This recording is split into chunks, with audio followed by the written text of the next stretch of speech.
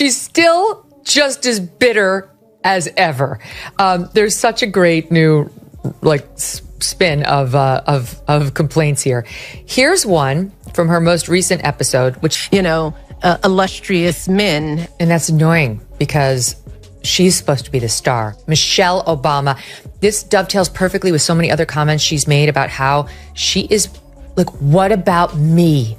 What about me? What did those 8 years in the White House do to my soul?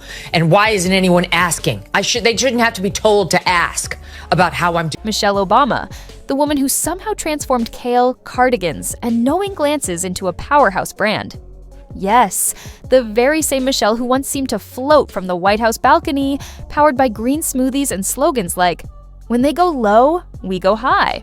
She became America's first lady of fitness. Because what says down to earth, quite like giving nutrition advice while jetting off to a private brunch with Beyonce. Truly inspiring, if your idea of inspiration comes wrapped in a glossy, high-end package of wellness for show. Michelle, it's not. I've been married for 17 and a half years, and not one was bad. I think she and he married the wrong people. I think you're 100% right. This is only her third episode. I can't think of anybody I would go to for advice less than Michelle Obama. She really doesn't know what she's talking about. First of all, she loves to tell us she hated Barack for a good decade. Yes. Okay, please teach me how to have a successful relationship with someone that you clearly respect and admire.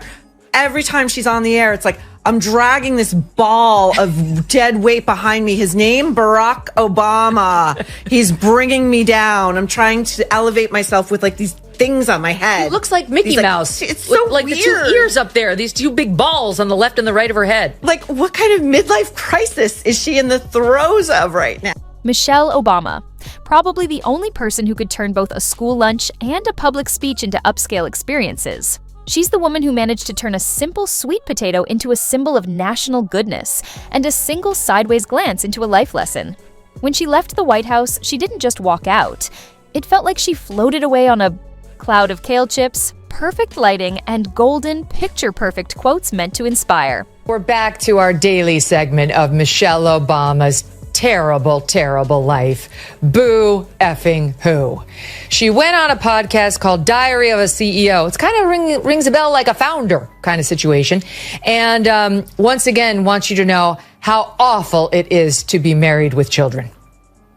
There are just many natural reasons why marriage, infertility, trying to have kids makes things difficult. It's like, I try to tell couples, of course it's hard. Just listen to what I said, right?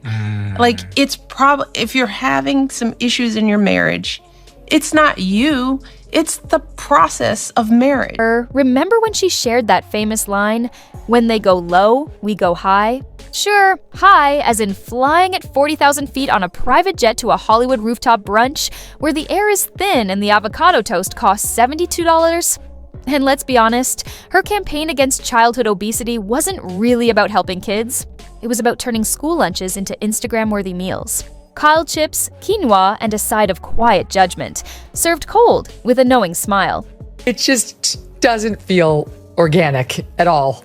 It reads same photo. bloodlessly. They both posted the exact same photo. So clearly staffers put all of this together. Okay, and also, can we ask the lawyer in you to parse these statements? Because, okay, let's take Barack, for example. You still take my breath away. How? Right. With your fucking anger? With your complete inability to just get with the program and show up? At the inauguration, so I have to walk in like a lonely soldier? Exactly. And then tell people you're mad because I was laughing with Donald Trump? Right. Maybe you're taking my breath away for that reason. Her legacy isn't about hope. It's hope with a monthly subscription. You can't call yourself relatable while wearing Balenciaga to talk about hunger. Michelle has turned being real into a product. Now she sells inspiration the way others sell skincare, complete with a free tote bag and a polished TED Talk. She's not really helping the public. She's building her brand. And like any luxury brand, she wants you to feel like you need her. Even if you only showed up for lunch, you'll likely leave with a lecture. Publicly. Which leads me to Michelle Obama Every day, she's dropped another negativity bomb on us, whether on her podcast or on someone else's. I mean, this audience knows she never says anything positive. It is all complaints. So she goes on another podcast. She's promoting her show, so she's making the rounds. The Diary of a CEO podcast, and actually found a way to bitch and moan about how hard it is to live in the White House. When you walk through a storm, keep your head held high. Show me. What's this look like? It's projecting that if you win, which I thought he could and should, he would be somebody that I would want as my president. It was all about, this is going to, our kids are little. We're going to have to move. How do you raise kids in the White House? But don't worry, while kids across the country were stuck with her no-snack school rules, Michelle was busy landing a multi-million-dollar Netflix deal. Because when you think of binge-worthy shows, of course, the first thing that comes to mind is Michelle Obama reading off a teleprompter about community gardens. Riveting, right? The next Spielberg, clearly. Her version of entertainment feels like a TED Talk mixed with a corporate training video that had one too many cups of chamomile tea. She called it inspirational. The rest of the world called it background noise, with subtitles. And we just accept that money, power, and privilege are perfectly justifiable forms of affirmative action, while kids growing up like I did are expected to compete when the ground is anything but level. You know what, Michelle? Same. And I'm white. I didn't have any of those advantages. I showed up the day of the SAT. I was like, it's the SAT today? Oh, shit, okay. My friend loaned me a pencil. I never took a review class. We didn't have the money for anything. Like, it's not just a black. Remember when Michelle was seen as a modest public servant? Since leaving the White House, she's been holding onto the spotlight like it's her paycheck. Her brand says, I didn't ask for this, but here's my $50 journal and hoodie on Shopify. One moment, she talks about humility.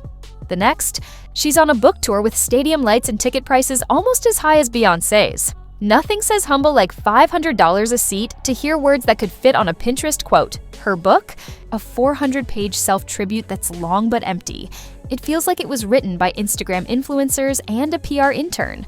It's all about how hard fame is, how tiring it is to be adored, and how you should find your power, usually by buying her merch. A billionaire's self-help book delivered through a ring. Every word she says about Barack Obama is negative. I can't think of her sitting there just waxing poetic about him, complimenting, he's brilliant, he's a great dad, he was the greatest president, whatever a normal wife of Barack Obama would say.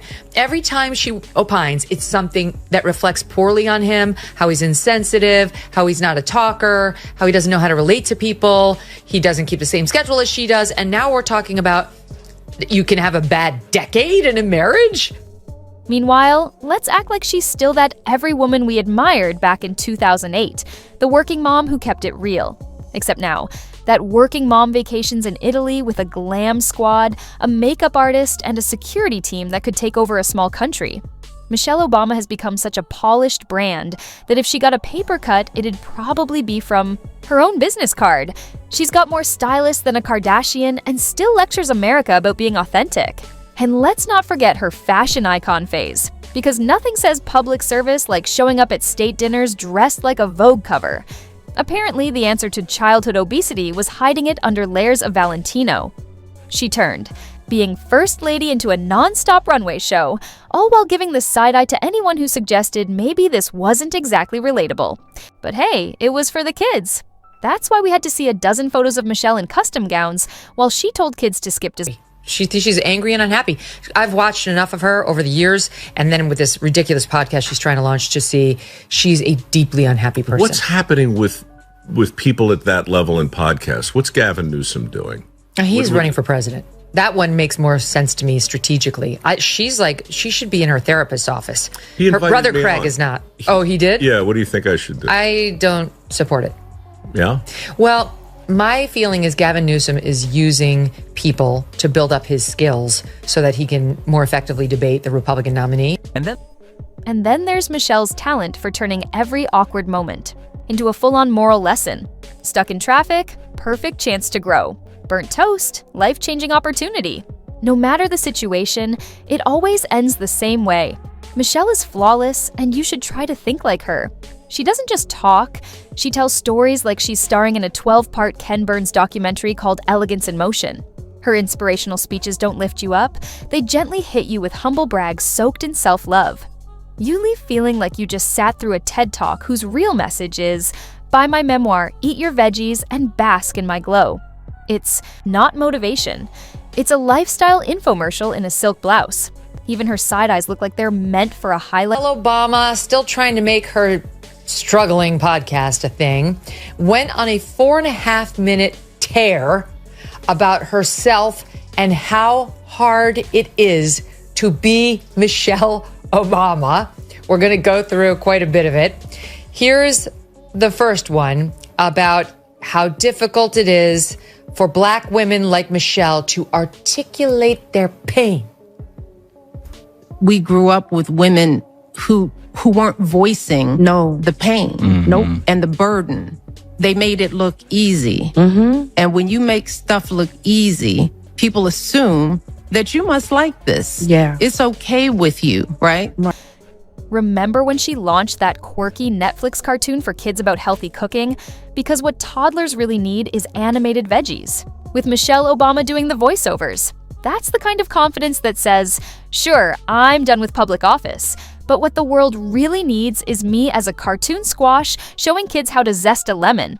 Somewhere, Big Bird is probably shedding a tear, but don't you dare question her. Questioning Michelle Obama is like asking the Pope about his hat. Off limits. She's been wrapped up in so much celebrity saint status that she could start selling organic tap water, and people would call it a breakthrough. Her fans treat her like she cured cancer with a kale smoothie and a handful of inspirational quotes. You can drop her name into any conversation, and half the room will get emotional, while the other half signs up for a leadership workshop.